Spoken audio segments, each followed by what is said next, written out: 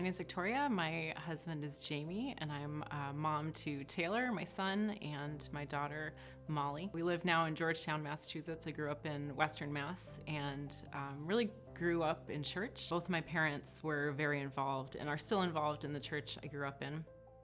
I'm an only child, but a lot of my early memories are being in and around church, whether it was joining my parents for whatever ministry they were involved in or church events.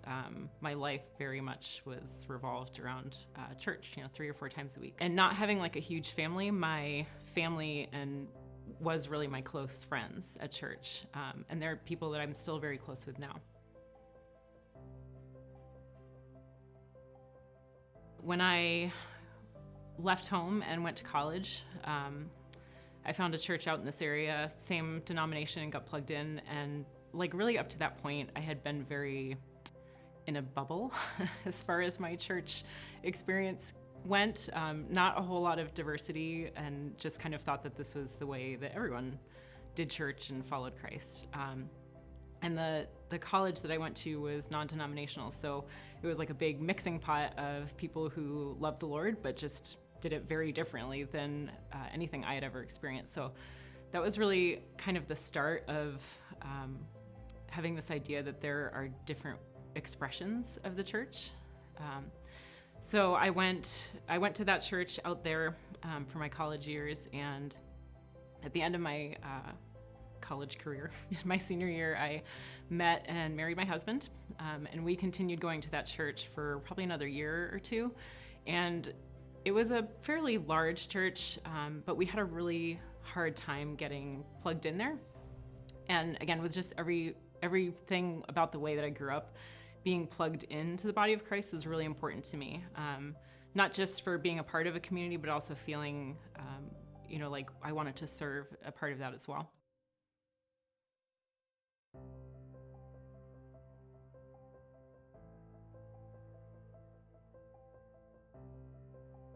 So we had tried a bunch of different ministries at the church, tried different groups, and just like couldn't find our people.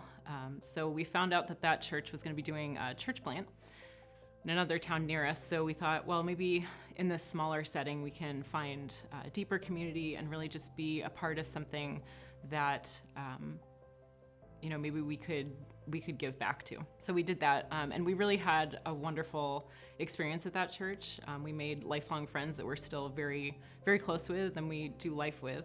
And we were part of that church for about 10 or 12 years. Around like 2018, I had started just, like, for lack of a better word, going through some deconstruction of ideas that I had been handed around my faith and the way that church is done, the way that following Christ looks like. And I was working through some spiritual resources and had reached out to a couple friends at the church and said, like, hey, do you want to walk through this with me? I feel the need to like be disciples together and work through some of this stuff. And at the time, nothing came of it. So I just kept plugging away at it, and about a year later, a friend that I had reached out to came back and said, hey, my husband and I had like listened to some of these resources that you sent, like we want to meet and like talk through them. So we started meeting, my husband and I and her husband, in January of 2020, before the world shut down.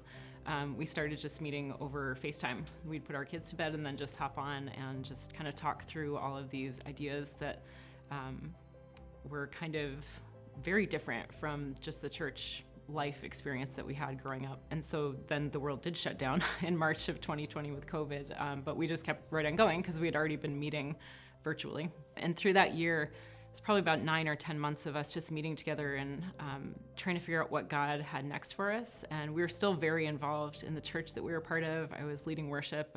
My husband and I had been on the board any number of years. And so we felt this kind of pull towards something different, but we didn't know what it was. And so we finally made the decision to step back from the church, not really knowing what was next.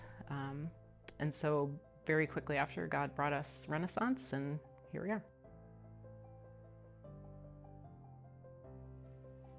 So I'm really grateful for all of the different expressions of church that I had an opportunity to be a part of. One of the things that I think the traditional church does really well is this idea of the church gathered. We're able to meet together and to worship and to encourage each other, and I really valued that a lot. So much so that we were really involved. Like I said, I was leading worship. I was on the board. I was running a women's ministry outside of the church as well, to the point where I almost didn't have time to be Christ to my neighbors or to other people that I came in contact with. I remember there was a instance where one of my neighbors had a baby, and I was thinking in my head, I want to bring her a meal.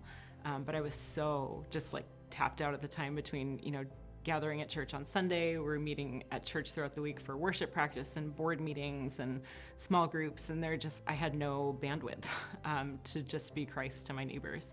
And so the microchurch expression has allowed us to not be just the church gathered, but also to be scattered and to have that margin to be able to just be a good neighbor and to build relationships and be Christ to the people that we come into contact with.